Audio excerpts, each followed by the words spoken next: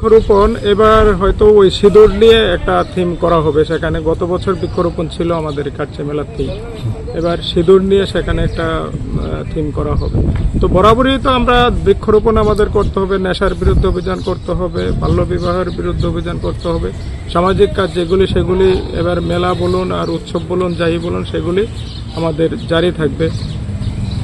আর এই খাচ্ছি মেলার পরে দেখা যায় মন্দিরের ভেতর লাইটের বড় একটা সমস্যা হয়, মন্দিরটা অন্ধকার হয়ে থাকে সারা বছর। আসলে মেলার লাইটিং গুলি মানে পার্মানেন্টলি লাগানো হয় না। তো গত বছর বলে আমি ডিএম কে বলেছিলাম, তারপর সেগুলি পার্মানেন্ট ছিল কিন্তু সেগুলি আর মেনটেনেন্স হয় না।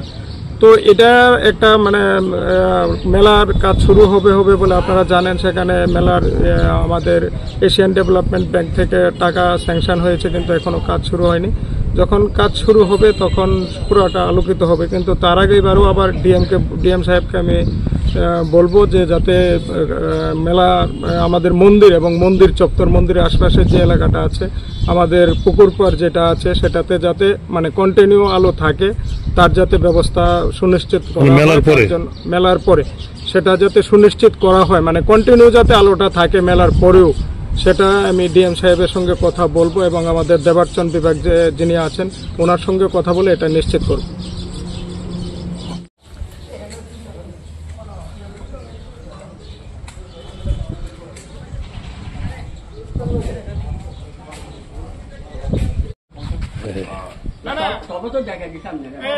প্রত্যেকবারই তো মিটিং করে দিলাম আমি থাকতে দেখে